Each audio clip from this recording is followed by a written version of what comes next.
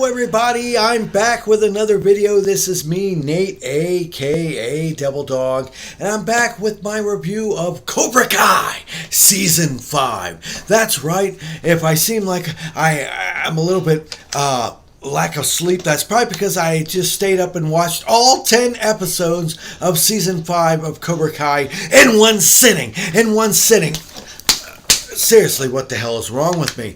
Honestly, man, I've done some reviews on the other Cobra Kai series, so I felt like I needed to do one for Cobra Kai Season 5. First of all, yes, they probably, most certainly, they haven't set it in stone, but they're gonna come out with a Season 6. You already know this, because they leave open at the end of Season 5 for a nice cliffhanger. Who would have guessed a cliffhanger at the end of a season? Wow, that never happens. Now, I will try to do my best to be a spoiler-free review on Cobra Kai Season 5. In pointing out some certain things with it, bare bones things, the overall arching plot that happens, and some stuff at the end. Naturally, this takes up right after the end of the Season 4 finale of Season 4, involving Miguel going to Mexico and the rest of the people chasing after him, and all this stupid blah, blah, blah, blah, blah. Honestly, the best parts of the Cobra Kai series is when characters have some sort of deep-rooted development and fights are actually happening, but they fit in with the overall plot. That's why I liked last season. Last season was really good because they actually had a correct development of the characters evolving, even though they still had some stupid parts. They still developed in a way to read and go, okay, I can see why they did this and why these fights happened. Naturally, they wrote shit in, just like, oh, look, there's a fight in the hockey rink because these hockey people got bumped into. Now, it still does suffer from that, but this one kind of does the opposite. It has very little fights in the whole 10 episodes that you go through. There are some fights, but they're like shaky cam fights, and they're very short. It's not until the end of the 10-part series where stuff really goes down and gets quite good, honestly. Most of it has to do with deep-rooted character development, which I don't have a problem with it. They even dive deep into Chosen's backstory when he's a kid growing up. Honestly, that I didn't have a problem with.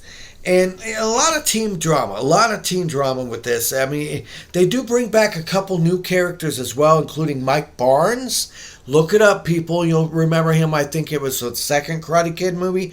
Mike Barnes does return in this, which he doesn't really have a major role, but he does serve somewhat of a purpose. I don't really think it's like that big of a deal. I mean, honestly, the biggest thing I noticed in episode 5, they're actually playing arcade 1-up in a bar. That's right. They think that they're actually playing an arcade cabinet of Galaga, but it's an arcade 1-up cabinet. But that's beside the point. Why would I know that?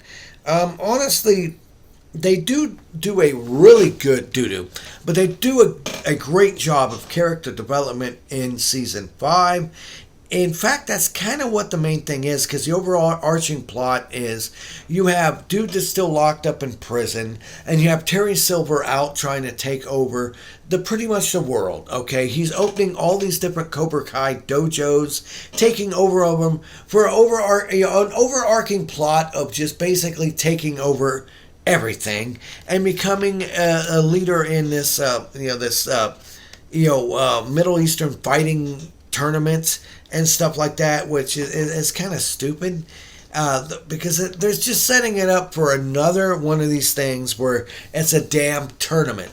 So if they do have a Season 6, I'm sure they will actually show that tournament because they set it up in this pretty valiantly. But nonetheless, that is kind of a minor nitpick that I have, because I have some other ones that are really, really bad. I'm still going to say some good points before I get to the bad. They do a great job on flashing back to the characters when they're younger, showing stuff that actually explains a lot of their backstory and character development. Once again, Cobra Kai is notoriously well at doing that, and they serve nonetheless, in this, they pull no punches. They do a fantastic job in explaining Silver as a child and other characters as well, especially Chosen. So that part of it I didn't have a problem with. But the main story arc is terrible. It centers upon basically just Terry Silver taking over the whole area and becoming a worldwide phenomenon with Cobra Kai, which is, I'm gonna say it's fucking stupid. It really is. The whole show really gets to a point where it's just really, really stupid. I mean, and seriously, I mean, they keep falling back on certain tropes. Like, how many damn times are you going to have characters, including Daniel-san, falling for the same crap every single time? There's parts in this where Daniel even says, oh, we can't trust Silver because he's notorious for twisting people's minds and making them feel like certain ways to lure them into his tricks. And yet Daniel falls for it every single time. It gets so old when it's just this rinse and repeat garbage. Honestly, there's so many aspects of this series I absolutely love, and others that are just a total lack of common sense. Now, don't get me wrong, I realize when you're watching a show like this based off the Karate Kid series, you kind of have to let common sense go out the window, but there are some things where you just sit there and go, no. Not in 5 million years would this ever happen. I think in one of the older seasons I said, like, oh, these people broke into someone's house, like the police wouldn't show up. Well, they have a scene in this where, like, Daniel walks straight into a guy's house to give him a PlayStation 4 that he broke. But he doesn't knock, he just walks into the house. He just walks into the damn house. You can't do that. That's stupid. Now, like I said, the other thing is they have such little fights in this. Most of the fights are very small and short and with like shaky cam, which I have a big problem with. It's not till the final couple episodes where they start getting into a lot of good fights that kind of still tie in right. Most of them are always like, oh, you bumped into me. Oh, you bumped into me. You spilled my drink. Let's fight. Round one. Fight. Finish him. And it gets annoying after a while that they can't come up with more creative ways to actually have people get into fights. I mean, honestly, I'm so tired of Daniel being such an easily manipulated character. Even after telling Chosen to watch out for being manipulated, he gets super manipulated, and it just annoys me. At this point, it's like, you know what? It just pisses me off. And when you have anger, and you want it to be anger towards a character that you want to see win. You don't want to have anger towards a character that you're just pissed off because they're being stupid. And in this case, the anger I have watching this is the stupidity anger, to where I can go, you know what, you're a fucking moron. You shouldn't have let this stuff happen in the first place, but you did. And that does bother me.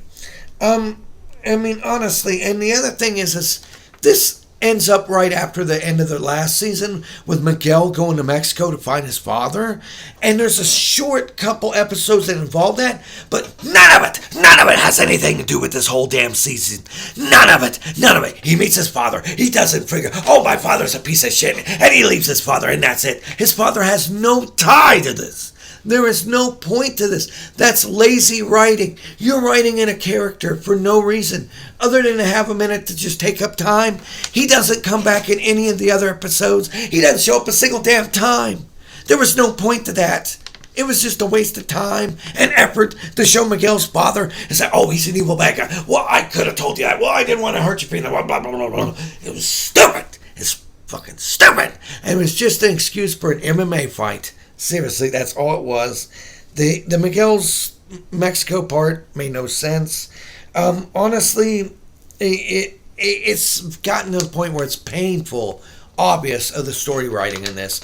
I seen it a mile away how they were going to end up with the double dojo challenge at the end of this. It was so obvious that you're like, nothing is original in this. It really is. You can't walk into people's house. You can't have a crappy, Mexico story that doesn't, actually amount to anything. And even at the end, it's like, How did Mike find LaRusso in the middle of the woods? He shows up randomly with the damn limousine that saved the day. It's like there's so many aspects to this series. Much like most movies that just are so convoluted and stupid. And I realize this is just a dumb series that you just want to kick back, pop open a beer or a soda and enjoy yourself by watching.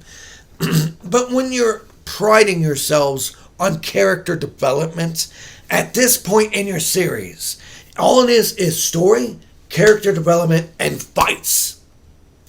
3 main things that you have to try to get right in this series.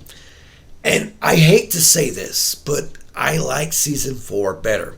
Season 5, most all of it is just convoluted story bullcrap to try to develop your characters in a poor fashion that doesn't do anything for them, with the standard issue flips once again, where bad guys turn good guys, just like that, just for a lame ass ending.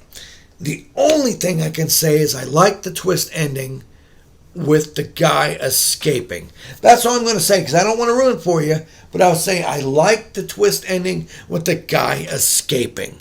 But other than that, everything about this was by the books, had poor writing, really, the acting was phenomenal. The fight scenes, when they did have fight scenes, were okay if I could see them, if they weren't shaking the damn camera like this. But in the end, I would have to say, if there is a season 6, go back to what made season 4 good.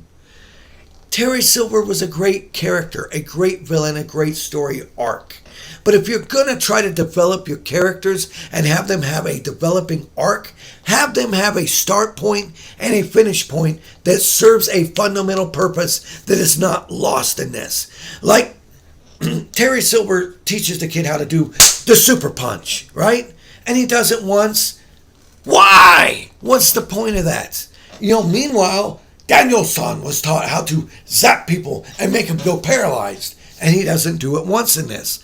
There seems to be some issue with continuity with the series. Maybe you should look back to My Little Pony to learn how to do continuity right. I'm saying that.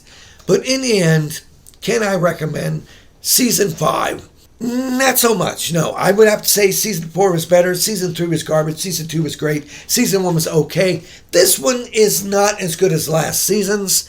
I do like the ending to it, but the midway through all of it just seemed like a bunch of blah, blah, blah, blah, blah, blah, blah, blah, blah, blah, before you got to a bunch of action. And you can have action, but you have to have proper character development. This was not how you do it. I didn't care about the characters in this. Once again, I didn't care about their development. The flip-flopping was stupid as usual. The only thing I give a shit about was the fact that the main villain, Terry Silver, was a good evil villain. But in the end, I don't like Daniel. I think he's a complete friggin' moron. Chosen's pretty cool. Mike's okay, even though he served no purpose in this. But in the end, that's my personal feelings on Season 5 of Cobra Kai. Leave in the comments below what you think of Season 5 of Cobra Kai. If you agree or disagree with me on this, let me know what you think about it. Give me a thumbs up if you like this video. Please leave lots of comments below. Subscribe to my channel. And I always end my videos by saying, have fun, play hard, and remember people, the devil is in the details. Peace out until next time.